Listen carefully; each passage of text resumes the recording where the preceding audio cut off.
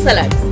హైదరాబాద్ లోని పలు ప్రాంతాల్లో బుధవారం జోరుగా వర్షం కురిసింది. ఈదురుగాలులు, ఉరుములతో పలు ప్రాంతాల్లో వాన పడింది. దీంతో సాయంత్రం ఒక్కసారిగా వాతావరణం చల్లబడింది.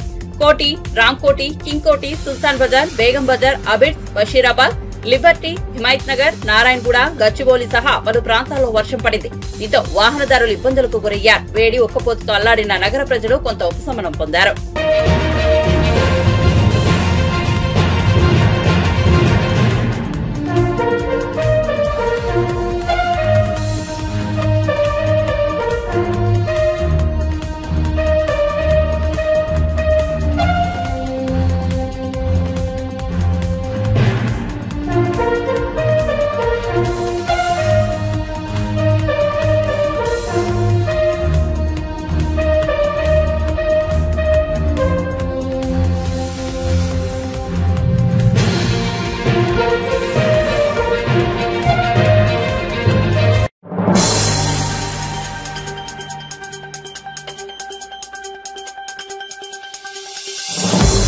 హైదరాబాద్ లోని పలు ప్రాంతాల్లో బుధవారం సాయంత్రం భారీ వర్షం కురిసింది. దీంతో పలు చోట్ల రహదారులపై వరద నీరు చేరింది. మాదాపూర్ లోని ప్రధాన రహదారులపై వర్షపు నీరు చేరడంతో పలు చోట్ల ట్రాఫిక్ జామ్ ఏర్పడింది. మాదాపూర్ నుంచి కేపీహెచ్పీ, జూబ్లీహిల్స్ నుంచి హైటెక్ సిటీ మార్గాల్లో ట్రాఫిక్ జామ్ తలెత్తింది. దీంతో వాహనాలు నెమ్మదిగా కదులుతున్నాయి. మాదాపూర్ మైండ్ స్పేస్ సర్కిల్ నుంచి ఐకియా, గచ్చిబౌలి, బయోడైవర్సిటీ మార్గంలోనూ భారీగా వాహనాలు నిలిచిపోయాయి. ఈ నేపథ్యంలో జీహెచ్ఎంసీ సిబ్బంది, ట్రాఫిక్ పోలీసులు సహాయక చర్యలు చేపట్టారు.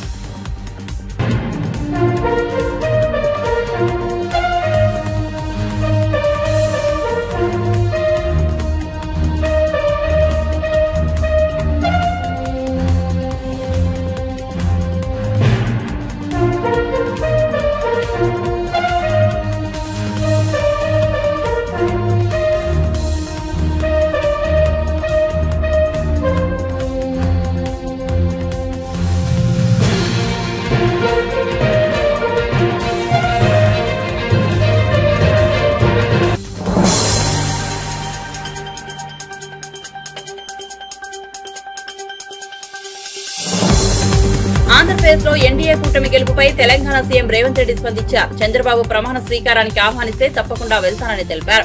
కాంగ్రెస్ పార్టీ సూచనల మేరకే తాను నడుచుకుంటానన్నారు. ఏపీలో ఏ ప్రభుత్వం వచ్చినా స్నేహపూర్వక సంబంధాలు కొనసాగిస్తామని, సామరస్యంగానే రాష్ట్ర సమస్యలు పరిష్కరించుకుంటామని గతంలో చెప్పినట్లు రేవంత్ గుర్తు చేశారు.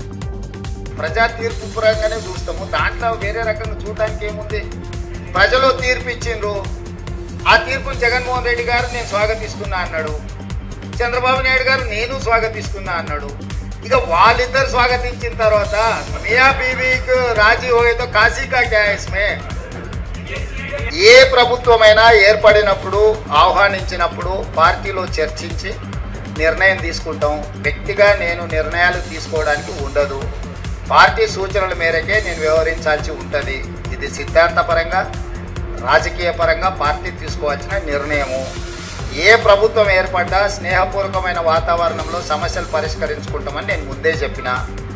ఈరోజు కూడా నేను ఆ మాటకున్నా. ఆంధ్రప్రదేశ్లో ఏ ప్రభుత్వం ఏర్పడ్డా ఆ ప్రభుత్వంతోని సంప్రదింపులు చేపట్టి రాష్ట్ర సమస్యల్ని శాశ్వతంగా పరిష్కరించుకుంటాము. ఉమ్మడి క్యాపిటల్ చట్టపరంగానే సమస్య పరిష్కారం అయిపోయింది. హైదరాబాద్ నగరం ఇప్పుడు తెలంగాణకు రాజధాని. అంటే ఒక కీలకమైన సమస్య ఆల్రెడీ చట్టపరంగా పరిష్కారం అయింది. మిగతా ఆస్తుల పంపకాలకు సంబంధించి, నీటి పంపకాలకు సంబంధించి ఉన్న సమస్యల్ని తప్పకుండా కూర్చుంటాం, చర్చించుకుంటాం, పరిష్కరించుకుంటాం. మాకేం బేసిజాలు లేవు. రాష్ట్రం యొక్క అభివృద్ధి, రాష్ట్రం యొక్క అభ్యున్నతి కోసము ఎవరితోనైనా చర్చించడానికి మేము సిద్ధంగా ఉన్నాం, పరిష్కరించుకుంటాం. ఇండియా కూటమిలో జాతీయ నాయకులు, ఆ కూటమిలో ఉన్న వివిధ భాగస్వాములనే ఇప్పటికి పిలిచిండ్రు. ఇంతవరకు అయితే ఆహ్వానం రాలేదు. ఏదైనా ఢిల్లీకి సూచన చేస్తే మీరు తప్పకుండా వెళ్తారు. ఆంధ్రప్రదేశ్ రాష్ట్రానికి ప్రత్యేక హోదా మా మన్మోహన్ సింగ్ గారు ఇచ్చిండ్రు. మన్మోహన్ సింగ్ గారు ఇచ్చిన మాటకు, పార్లమెంటులో చేసిన చట్టానికి కాంగ్రెస్ పార్టీ కట్టుబడి ఉన్నదని రాహుల్ గాంధీ గారు విస్పష్టంగా ఆంధ్రప్రదేశ్కు హామీ ఇవ్వడం జరిగింది. ఇది చట్టబద్ధతతో కూడుకున్న హామీ, ఎన్నికల హామీ కాదు.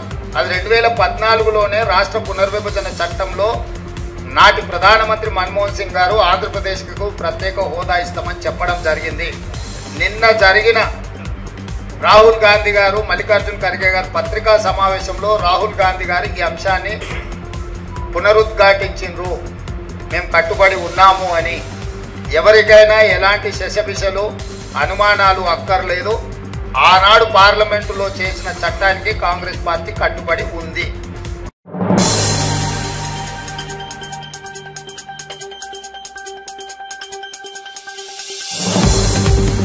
ఆంధ్రప్రదేశ్ లో ఎవరు ఊహించిన రీతిలో టీడీపీ కూటమి విజయం సాధించిందని సిపిఐ జాతీయ ప్రధాన కార్యదర్శి కె నారాయణ అన్నారు. జగన్మోహన్ రెడ్డి ప్రజాపాలన తొంగలో తొక్కి కేవలం సంక్షేమ పథకాల ద్వారానే విజయం సాధించవచ్చిన ఊహలో ఉండటంతో నేడు ఓటమి పాలయ్యారని తెలిపారు. టీడీపీ బలంతోనే ఏపీలో బీజేపీకి సీట్లు వచ్చాయన్నారు. ఏపీలో కూటమి విజయం బీజేపీ ప్రభావం కాదన్నారు. రాష్ట్రానికి ప్రత్యేక హోదా ఇస్తామని హామీని కేంద్రం తొంగలో తొక్కిందని, చంద్రబాబు రాష్ట్ర హక్కుల కోసం కేంద్రంలో పోట్లాడాలని ఆయన సూచించారు.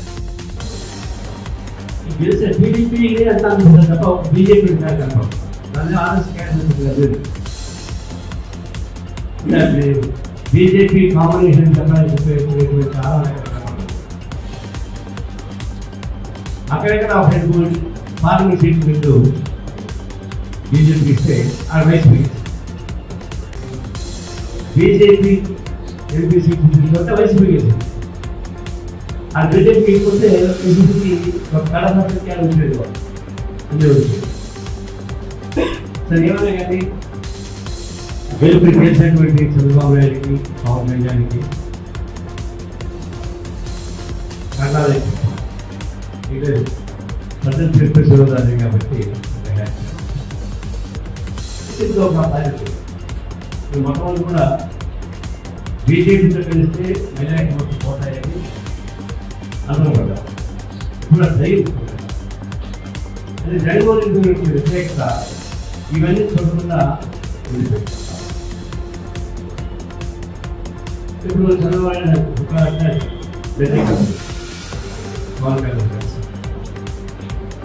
ఇప్పుడు నితీష్ కుమార్ చంద్రబాబు నాయుడు లేకపోతే కేంద్రంలో బీజేపీ గవర్నమెంట్ కాదు, మోడీ ప్రధానమంత్రి కాదు.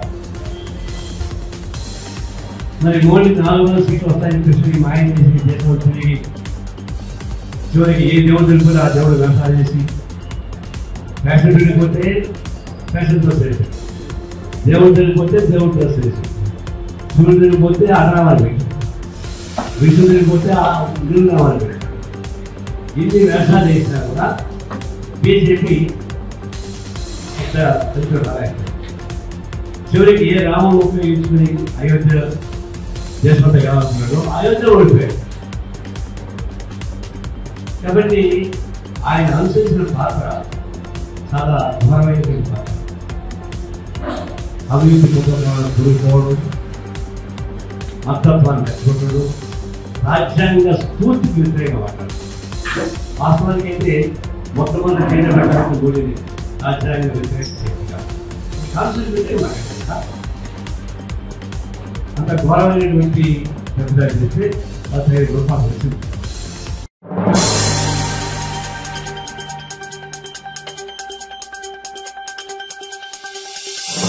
తెలంగాణలో మాదిరి ఆంధ్రప్రదేశ్ లోనూ ఫోన్ ట్యాపింగ్ జరిగిందని మాజీ మంత్రి టీడీపీ నేత డొక్క మాణిక్య వరప్రసాద్ ఆరోపించారు. సజ్జల రామకృష్ణారెడ్డి ఆధ్వర్యంలో ప్రముఖ నాయకులు, ప్రజాప్రతినిధుల ఫోన్లు ట్యాపింగ్ చేసి వారి వ్యక్తిగత సంభాషణలు రికార్డు చేశారని చెప్పారు. ఫోన్ ట్యాపింగ్ ఆధారంగానే ప్రభుత్వం బెదిరింపులకు పాల్పడిందని ఆరోపించారు. తెలంగాణలో ఫోన్ ట్యాపింగ్ చూసాం, ఎప్పుడో ఢిల్లీలో కేంద్ర రాజకీయాల్లో ఫోన్ ట్యాపింగ్ చూసాం. ఆంధ్రప్రదేశ్లో కూడా ఫోన్ ట్యాపింగ్ జరిగింది. ఆంధ్రప్రదేశ్లో ఫోన్ ట్యాపింగ్కి నాయకత్వం వహించిన సజ్జల రామకృష్ణారెడ్డి, నేనే దానికి ప్రత్యక్ష సాక్షి. నా ఫోన్నే ట్యాప్ చేయించాడు అతను. అతనికి ఏంటి, తనకు నచ్చిన వాళ్ళ ఫోన్లు ట్యాప్ అయినా అది చెప్పడం ముఖ్యమంత్రి గారికి. తనకు ఎవరైతే టార్గెట్ ఉంటాడో అది మామూలు సంభాషణ. నాకేం కాంట్రాక్ట్ లేవు, నాకేం ఉద్యోగాలు లేవు, నాకేం బిజినెస్ లేవు, ఏదో మానవ సంబంధాలు మాట్లాడతాం, అవి కూడా వేరే పార్టీ వాళ్ళతో మాట్లాడాను అనే ఒక కారణం చేత, అకారణం అంటే అతను వేరే ప్రతిపక్ష పార్టీకి సంబంధించిన వ్యక్తితో మాట్లాడాననే ఒక కారణం పెట్టి నన్ను రాజకీయంగా అతను వేధించాడు సజ్జల రామకృష్ణారెడ్డి. అందువల్ల ఆంధ్రప్రదేశ్లో ఫోన్ ట్యాపింగ్ మీద విచారణ జరగాలి. చాలా మంది బాధితులు ఉన్నారు. ఫోన్ ట్యాపింగ్ అనేది నియంతృత్వానికి పరాకాష్ట. అంటే నీ పక్కన నువ్వు నమ్మట్లేదు, మానవ సంబంధాలు ఏదో మాట్లాడుకుంటారు, ఏవేవో సంబంధాలు ఉంటాయి, కనీసం గ్రామ సంబంధాలు ఉంటాయి, కుల సంబంధాలు ఉంటాయి, రాజకీయ సంబంధాలు ఉంటాయి, బిజినెస్ సంబంధాలు ఉంటాయి, రకరకాల సంబంధాలు. ఆ సంబంధాలు కూడా అనుమానించి ఆయనకి చాడీలు చెప్పి ఆయన్ని పాయిజన్ చేశాడు. సజ్జల రామకృష్ణారెడ్డి ఫోన్ ట్యాపింగ్ మీద విచారణ చేయించాలి. అతని పట్ల చట్ట ప్రకారం చర్య తీసుకోవాలని డిమాండ్ చేస్తాం. ఫోన్ ట్యాపింగ్ చట్టం ప్రకారం ఫోన్ నేనే బాధితుడు, నా ఫోనే ట్యాప్ చేశారు, నేనే దానికి సాక్ష్యం, నేనే బాధితుడిని. నన్ను జగన్మోహన్ రెడ్డి గారు దూరం చేసిందే సజ్జల రామకృష్ణారెడ్డి. ఇట్లా చాలా మంది ఉన్నారు. అతని టార్గెట్లో సజ్జల రామకృష్ణ టార్గెట్ చేశాడంటే ఫోన్ ట్యాపింగ్ పెట్టి వాళ్ళు ఇరికిచ్చి ఏదో సంభాషిస్తారు, బిజినెస్ చేసుకుంటారు. తెలుగుదేశం వైసీపీ వాళ్ళు బిజినెస్లు చేసుకోకూడదా? తెలుగుదేశం వైసీపీ వాళ్ళు వ్యాపార సంబంధాలు మాట్లాడుకోకూడదా? లేకపోతే పెళ్లి సంబంధాలు మాట్లాడుకోకూడదా? లేదా స్నేహ సంబంధాలు ఉండవా? వాటిని నేరంగా చూపించి వాళ్ళతో మాట్లాడారు అని చెప్పి కొన్ని కులాల మధ్య మాట్లాడుకోరా, కొన్ని కులాలు ఎక్స్క్లూడెడా మాటలకు కూడా, మానవ సంబంధాలు కూడా. పలానా కులం వాళ్ళతో మాట్లాడాడు, పలానా పార్టీ వాళ్ళతో మాట్లాడని సాడీలు చెప్పటం, ఇది చేయటం. Sajjala Ramakrishna Reddy is the culprit in this affair. Jaganmohan Reddy గారు ఇంత డెబిక్లు రావడానికి, ప్రజలు త్రివేగం గురి కావడానికి అతనే ప్రధాన కారణం. వర్గీకరణ ఆల్రెడీ సుప్రీంకోర్టులో ఉంది, జడ్జిమెంట్ త్వరలో వచ్చిన తర్వాత వర్గీకరణ ఇంప్లిమెంటేషన్ కోసం ఈ ఎస్సీ ఎస్టీల మధ్య ఐక్యత కోసం గట్టిగా పనిచేస్తాయి.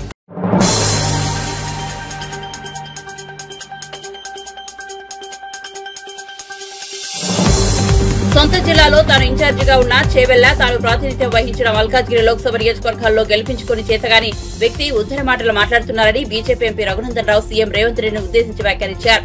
నోట్ల కట్టలతో దొరికిన దొంగకు బీజేపీని విమర్శించే స్థాయి లేదన్నారు. బీఆర్ఎస్ ఓట్లు బీజేపీకి ఎలా పడతాయని ప్రశ్నించారు. ఒకే విమానంలో హరీష్ రావు రేవంత్ రెడ్డి ప్రయాణం చేశారని, దీనిపై ఇంతవరకు ఎందుకు సమాధానం చెప్పలేదని నిలదీశారు.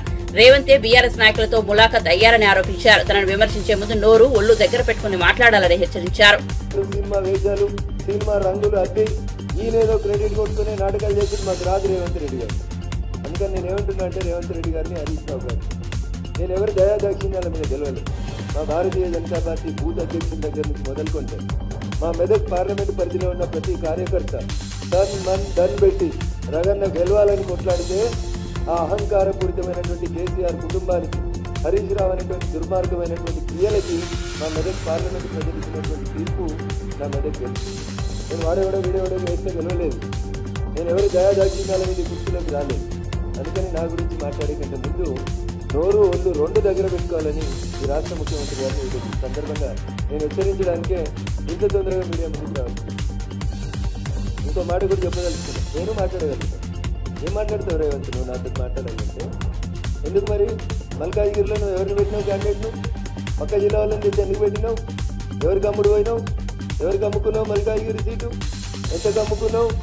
నువ్వు గెలిచిన సిట్టింగ్ సీట్ ఓడిపోతే మాట్లాడే తెలియలేని వాడివి మెదక్ గురించి ఎందుకు నువ్వు మాట్లాడుతూ ఉన్నావు? ఏదో బీసీ బిడ్డనట. ఇప్పుడు యాదికి వచ్చి బీసీ బిడ్డలు. ఆ బీసీ బిడ్డని మహబూబ్ నగర్లో ఒక్కడు గెలిచిండు కదా, మరి ఆ బీసీ బిడ్డకి ఎందుకు మంత్రి పదవి ఇవ్వలేదు? ఆ కులం మీద అంత ప్రేమ ఉంటే, బీసీల మీద అంత ప్రేమ ఉంటే క్యాబినెట్లో సగం ఎందుకు ఇవ్వలే? ఏదో బీసీ కులకరణ చేస్తాం కాంగ్రెస్ 6 నెలల నుంచి ఎవడొద్దన్నాడు. సర్పంచ్ ఎలక్షన్లలో కూడా ఇదే రిజల్ట్ వస్తుంది. ఆడలేక మధ్యలో ఓడిందని గెలవడం చేతగాక సొంతూరులో గెలవనున్నాడు, పక్కన ఉన్నాడు చూసి చెప్తాడు. సొంత ఎంపీ ఓడిపోతుంది, సొంతూరులో ఎమ్మెల్సీ ఓడిపోతుంది, ఆఖరికి నీ పాలమూరులో నాకు అన్నాదా అన్న వంశీచంద్ అంటే నీకు వడదు, వంశీచంద్కి ఢిల్లీలో పరపతి ఉంది కాబట్టి వంశీచంద్ని ఓడగొట్టినందుకు నువ్వు ఒక పక్క పార్టీకి మద్దతు ఇచ్చినావని నాకు అనరాదా అన్న? నేను మస్తు అనగలుగుతా, మంచి మంచి మాటలు అనగలుగుతా, తలకాయ ఆడబెట్టుకోవాలని కూడా అర్థం కాని మాటలు అనగలుగుతా. కానీ నేను అంటలేను, ఎందుకంటే మా అమ్మ నాన్న నాకు సంస్కారం నేర్చుకున్నాను. నువ్వు ఇన్ఛార్జ్ తీసుకున్న చేవెళ్ళు ఓడిపోతుంది, నీ సొంత జిల్లా మహబూబ్ నగర్ ఓడిపోతుంది, ఆఖరికి నువ్వు సిట్టింగ్ ఎంపీ ఉన్న మల్కాజ్గిరిలో మూతోడు జవాబు ఇచ్చిన మల్కాజ్గిరి ప్రజలు. ఏం మాట్లాడుతూ ఉన్నావు? నాకు హరీష్ రావు సపోర్ట్ చేసినది నీకు చేతనైతే భుజంగరావు అనేటువంటి ఏసీపీ చెప్పిన స్టేట్మెంట్ మీద ఎందుకు హరీష్ రావు అనేటువంటి అరెస్ట్ చేస్తలేవో చెప్పు. ఓటుకు నోటు కేసులో నేను పడ్డ పగలు బొక్కలు ఇచ్చి గుంజుకపోయారు కదా, మరి ఇలా భుజంగరావు చెప్పిన స్టేట్మెంట్ మీద హరీష్ రావుని కాపాడుతుంది ఎవరో చెప్పాలి రేవంత్ రెడ్డి. ఎందుకు అరెస్ట్ చేస్తలేవు హరీష్ రావుని? కాళేశ్వరంలో కుంభకోణం అయింది, ఎవరు నీళ్ళ మంత్రి? హరీష్ రావు కాదా? ఎవరు హరీష్ రావు తోటి ములాఖత్ అయింది? నువ్వా నేనా? ఫ్లైట్లో కలిసి బిజినెస్ క్లాస్లో ముచ్చట్లు పెట్టుకుంటామైంది నువ్వు హరీష్ రావా నేను హరీష్ రావా? కులం ఒకటి ఉందని నోటుకొచ్చినట్టు మాట్లాడతావా? వెంకటరామరెడ్డి నీ నెంబర్ 2 నీ కుర్చీ ఎత్తుకపోతా అని చూస్తున్నా పొంగిలేటి శ్రీనివాసరెడ్డికి తడకుడు కాదా? తడకుడో వియ్యంకుడో కాదా? నీకేమన్నా చేతనైతే ముందు నీ అడ్మినిస్ట్రేషన్ చూసుకో. రఘునందన్ రావు అనేటోడు ఎన్నికలు జరుగుతున్నటువంటి టైంలో 150 సార్లు సిద్దిపేట సిపికి ఫోన్ చేసిండు, మెదక్ ఎస్పీకి ఫోన్ చేసిండు, సంగారెడ్డి ఎస్పీకి ఫోన్ చేసిండు. బీఆర్ఎస్ పార్టీ అభ్యర్థి వెంకటరామరెడ్డి అనేటోడు ఓటుకు 1000 రూపాయలు వంచుతుండు పట్టుకొని రని 150 ఫోన్ కాల్ చేసిన. నీ డీజీపీకి చెప్పినా, మీ ఇంటెలిజెన్స్ ఐజీకి చెప్పినా, మేము పోయి కార్లు పట్టుకొని కొడతామంటే పోలీసు వాళ్ళు వచ్చిర్రు. ఓటుకు 1000 రూపాయలు మంచిది ఆపడం చేత. కానీ నీకు అడ్మినిస్ట్రేషన్ తెలుసు, నీకు పోలీసు వాడు కంట్రోల్ ఉన్నాడు, నీకు ఏమొస్తుందని రేవంత్ రెడ్డి ఏం తెలుసు? నీకు ఏం తెలుసు అంటున్నా? వెంకట్రామరెడ్డి పైసలు వంచుతుంటే ఎందుకు నీ తెలంగాణ పోలీసులు ఆపలేకపోయిందో చెప్పు. నేను 20 ఎఫ్ఐఆర్లు చెప్పించిన. పోయి చేగుంటల ఫామ్ హౌస్లో 8 కోట్లు ఉన్నాయంటే నీ పోలీసులు రాకపోతే మేము పోయి దాడి చేస్తామంటే అప్పుడు వచ్చింది నీ పోలీసు. దానికి సమాధానం చెప్పు. ఇవి చెప్పడం చేత కాదు. ఒక్క పోలీసుడైనా నీ మాట వింటుండా? ఒక్క పోలీసుడు ఒకవేళ వింటే వెంకట్రామరెడ్డి పైసలు వంచుతుంటే నువ్వు బీసీ బిడ్డ అయినటువంటి నీలమ్మదికి మా మెదక్ జిల్లాలో అన్యాయం ఎందుకు చేసినావు? బీఆర్ఎస్ వాడు 1000 రూపాయలు ఓటుకు వంచుతుంటే నీ సొంత పార్టీని గెలిపించుకోక వెంకట్రామరెడ్డికి ఎందుకు సత్తులు మోసిండు నీ శ్రీనివాసరెడ్డి? పైసలు ఎట్లొచ్చినాయి మా మెదక్ జిల్లాకి? దగ్గర 200 కోట్లు ఖర్చు పెట్టారు మెదక్ పార్లమెంట్ మీద బీఆర్ఎస్ పార్టీ. 6 ఎమ్మెల్యేలు నిలుసోని పైసలు వంచిరు ఓటుకు 1000 రూపాయలు. ఏది నీ police? Where is mister DGP? ఏరి మా పోలీస్ కమిషనర్లు తీసుకొని నా టెలిఫోన్ కాల్ హిస్టరీ, ఒక్కొక్క ఎస్ఐకి ఎన్నిసార్లు చేసిన, ఒక్కొక్క సిఐకి ఎన్నిసార్లు చేసిన, ఒక్కొక్క సిపిని ఎన్నిసార్లు కాల్ చేసిన అడుగు. పిలువు, మీటింగ్ పెట్టరే, ప్రగతి భవన్లో వస్తా, సెక్రటరియట్ పిలువు, సమీక్ష పెట్టి వస్తా. నా టెలిఫోన్ అఫీషియల్ నెంబర్ నుంచి నేను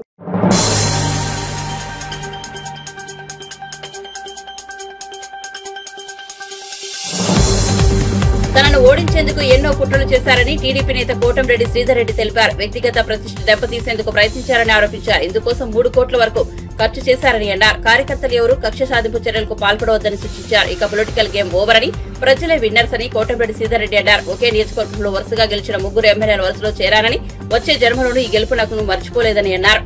ఈ ఎన్నికల్లో తన వ్యక్తిగత ఆధారాలు హననం చేశారని, తన కుటుంబ సభ్యులను సైతం అవమానించారని చెప్పారు. గంజా వ్యాపారం, డ్రగ్స్, సిగరెట్లు, ఇసుక అక్రమ రవాణా, ఈ దందాలు చేసిన వైఎస్ఆర్ కాంగ్రెస్ పార్టీ నాయకులారా స్వస్తి పలకండి. అలా కాదు, కోటమిరెడ్డి శ్రీధర్ రెడ్డి చెప్పాడు కదా అంటే దాని అర్థం రాజకీయంగా మేము కక్షాదింపులు చేయమని. కానీ మా ఇష్టారాజ్యంగా మేము డ్రగ్స్, సిగరెట్లు అమ్ముతాం. పాపం అనేక కేసుల్లో, అనేక ప్రాంతాల్లో డ్రగ్స్, సిగరెట్ దొరికే పరిస్థితి నాడు ఈ 14 ఎక్కువైనాయి. మీరు బాగా గమనించారు. ఇది చేసేది ఎవరంటే వైఎస్ఆర్ కాంగ్రెస్ పార్టీ ముఖ్యమైన నేతలు, కొంతమంది ముఖ్యమైన నేతల కుమారుడు. అలాంటి వాళ్ళు మాత్రం ఫుల్ స్టాప్ పెట్టండి. అది ఫుల్ స్టాప్ పెట్టమంటే మేము క్రికెట్ బెట్టింగులు చేస్తాం, పేకాడ క్లబ్లు నిర్వహిస్తాం, ఇసుక అక్రమ రవాణా చేస్తాం, క్వాడ్జ్ అక్రమ రవాణా చేస్తాం, డ్రగ్స్, సిగరెట్లు అమ్ముతాం, గంజాయి సిగరెట్లు అమ్ముతాం, భూదందాలకి పాల్పడతాం అని వైఎస్ఆర్ కాంగ్రెస్ పార్టీ నాయకులు తమ పందాన్ని కొనసాగిస్తే చట్టం తన పని తాను చేయటం కాదు, చట్టం తన పని చాలా కఠినంగా చేస్తుంది. చట్టం దాని పని చాలా కఠినంగా చేస్తుంది. ఒక్క చట్టమే కాదు, మీరు చట్ట వ్యతిరేక కార్యకలాపాలకు పాల్పడకుండా పద్ధతిగా మీరుంటే మీ జోలికి ఎవరు రాదు. కానీ ఈ యొక్క అక్రమాలే కాకుండా సోషల్ మీడియా ఒకటి ఉందని ఇష్టారీతిగా పోస్టింగ్లు పెట్టే వైఎస్ఆర్ కాంగ్రెస్ పార్టీ నాయకులారా, దానికి స్వస్తి ఈ నిమిషంతోనే పలికే ఉంటారు. నాకు తెలిసి నిన్నటి విజయం మీ గుండెలు అదిరించి ఉంటుంది. ఆ విషయం నాకు కూడా తెలుసు. రాత్రి వేళ మీకు నిద్ర కూడా పట్టి ఉండదు. ఆ విషయం కూడా నాకు తెలుసు. కానీ ఈ రాత్రికి ప్రశాంతంగా నిద్రపోండి. నేను ఎవరిని వేధించను, ఎవరిని ఇబ్బంది పెట్టను. కానీ అందులో ఒక క్లాస్ చట్ట వ్యతిరేక కార్యక్రమాలకి మీరు పాల్పడుతుంటే మీ జోలికి రావు. అలా లేదు, మేము పాల్పడతామంటే చట్టం కఠినంగా చేయటమే కాకుండా ఏదైతే కోటమిరెడ్డి శ్రీధర్ రెడ్డి కూడా అలాంటి విషయాల పట్ల మీ పట్ల కఠినంగా ప్రవర్తిస్తారు. ఇష్టారీతిగా సోషల్ మీడియా పోస్టింగ్లు పెట్టినా రాజకీయంగా మాట్లాడండి, తప్పులేదు, స్వేచ్ఛ ఉంది. కానీ స్వేచ్ఛ ఉందని కొన్ని యూట్యూబ్ ఛానల్స్ ఉన్నాయని మనం ఏమిస్తే అది వారి సీనియారిటీ ఎంత, వారి నాయకత్వ స్థాయి ఎంత లేకుండా ఏకంగా వారు మాట్లాడి 22 నిమిషాలు మొత్తం ఇస్తున్నారని చెప్పని ఎగిరిగిరి పడ్డారే, అది ఇక ఆపండి. అది కానీ చేస్తే, ఆ చట్ట వ్యతిరేక కార్యక్రమాలు చేస్తే డ్రగ్స్, సిగరెట్ అమ్మే వాళ్ళని వదలం, గంజాయి వ్యాపారం చేసే వాళ్ళని వదలం, ఇసుక అక్రమ రవాణా, మనీ అక్రమ రవాణా చేసేవాళ్ళని, పేకాట క్లబ్బులు నిర్వహించే వాళ్ళని, క్రికెట్ బెట్టింగ్లు పాల్పడే వాళ్ళని, అదేవిధంగా కిరసనాయిల్ అక్రమ రవాణా చేసేవాళ్ళని కూడా, కిరసనాయిల్ అక్రమ రవాణా చేసేవాళ్ళని కూడా. ఎందుకంటే కొంతమంది వైఎస్ఆర్ కాంగ్రెస్ పార్టీ నాయకులు పెట్రోల్ కిరోసిన్ ఏదైతే అక్రమ రవాణా పాల్పడుతున్నారు వారిని మాత్రం వారు మానుకుంటే ఓకే. మీరు గతంలో చేసి ఉండొచ్చు, ఇప్పుడు సాగు. ఇక్కడ ఉండేది తెలుగుదేశం పార్టీ కూటమి ప్రభుత్వం, ఇక్కడ ఉండే ఎమ్మెల్యే కోటమిరెడ్డి శివరెడ్డి. దాన్ని గుర్తుంచుకోండి. అదేవిధంగా దళితుల భూములు ఆక్రమించిన వైఎస్ఆర్ కాంగ్రెస్ పార్టీ నేతలారా వెంటనే ఖాళీ చేయండి, వెంటనే ఖాళీ చేయండి. ఎవరు ఆక్రమించారో నాకు తెలుసు. 3 వైఎస్ఆర్ కాంగ్రెస్ పార్టీ కార్పొరేటర్లు, వారికి అర్థమై ఉంటుంది, టీవీలో ఫేస్బుక్ లో చూస్తూ ఉంటారు. 3 వైఎస్ఆర్ కాంగ్రెస్ పార్టీ కార్పొరేటర్లు స్థలం చెప్పంటావు గిరి, స్థలం ఎందుకని ఆక్రమించున్నారు కోట్ల రూపాయలది. కాబట్టి వెంటనే ఆ దళితుల భూముల్ని వదిలేయండి. అట్లా కాదు మా ఇష్టం వచ్చినట్టు చేస్తామంటే వీరు కాదు. అదేవిధంగా నేను మళ్ళీ చెప్తూ ఉన్నా, కక్ష సాధింపులు, వేధింపులు, వెంటాడటం నెల్లూరు రూరల్ ఎమ్మెల్యే కార్యాలయం నుంచి జరగవు. ఒకవేళ నా వాళ్ళు ఎవరైనా చేసినా నా గడప మెట్లు కూడా ఎక్కనివ్వను. ఎవరైనా నా వాళ్ళు చేస్తే వేధింపులు గురైన వాళ్ళు నేరుగా నాకు ఫోన్ చేయొచ్చు, తప్పులేదు. 1-2 సార్లు ఫోన్ చేస్తే నీకు అర్థం అవుతుంది, ఏ విధంగా నేను స్పందిస్తాను. ఇంత దూరం నేను చెప్పిన తర్వాత మా వాళ్ళు ఎవరు నా మాట జవ దాడతారని చెప్పి నేను చెప్పను, కానీ వాళ్ళు జవ దాటినా కూడా నాకు నేరుగా చెప్తే కఠినంగా తీసుకుంటాను. అయితే ఎంతవరకు ఇది మీరు పద్ధతిగా ఉంటారు, పద్ధతిగా ఉన్నాం. మా అక్రమాలు మేము చేస్తాం, మా చట్టం వ్యతిరేకాలు మేము చేస్తాం. నేను ఎవరేం చేస్తాను అంటే ఎవరు మిమ్మల్ని కాపాడు దాంట్లో అలాంటి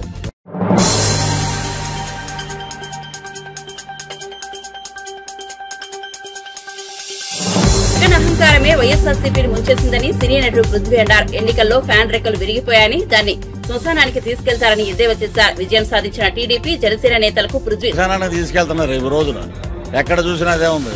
ఫ్యాన్ అని చెప్పి నా ఫ్యాన్ అన్నా. నేను చేసే యాడ్లో ఏమన్నారైనా ఫ్యాన్ వేయమంటామంటే అయ్యా 5 ఏళ్ళ నుంచి ఫ్యాన్ వేస్తానే ఉన్నారు, ఇంకా ఆపండి అన్నారు. అది నాకు తెలియక అడుగుతారు. అవ్వతాతలు ఏమయ్యారు, ఆటో రిక్షా వాళ్ళు ఏమయ్యారు, నేనేమో పిల్లలకి బడికి పంపిస్తాను, నా పిల్లలు ఏమయ్యారు, నా అక్క చెల్లెలు ఏమయ్యారు. ఏదైనా సత్యల రామకృష్ణారెడ్డి 9వ తారీఖు ప్రమాణ స్వీకారం అన్నారు. నాకు ఎక్కడో కనపట్ల ఎక్కడండి ప్రమాణ స్వీకారం. వీళ్ళు ఏమన్నా కొత్తగా పార్టీ పెట్టి ఏమైనా ప్రమాణ స్వీకారం చేస్తున్నారా? మాట్లాడే మొత్తం ఉన్న ఏదో జీరో ఉంది ఇంకా పేరు, అది కూడా పోగొట్టి అహంకారం, అధికార మదం, ఒక క్యాస్ట్ ఫీలింగ్ తీసుకొచ్చి అహంకార పూరితంగా మాట్లాడిన వాళ్ళందరికీ ఒకటే శిక్ష ప్రజలు ఇచ్చారు. నా రివెంజ్, నేను ఏదైతే అనుకున్నాను వెంకటేశ్వర స్వామి దగ్గర అది దేవుడు తీర్చాడు. దేవుడికి నేను హ్యాట్సప్ చెప్తాం. తిరుమల వెళ్తున్నాం, త్వరలో తలనీలాలు ఇస్తున్నాం. ఈ దరిద్రం పోవాలి, కొత్త ప్రభుత్వం రావాలి, పవన్ కళ్యాణ్ గారు ఎమ్మెల్యేగా చూడాలి, అద్భుతమైన పొజిషన్లో ఉండాలి అని చెప్పి అనుకున్నాం. తలనీళ్ళు ఇవ్వడానికి కూడా మా షూటింగ్ అయిపోగానే వెళ్ళి తలనీలాలు ఇచ్చేస్తాం తిరుమలలో.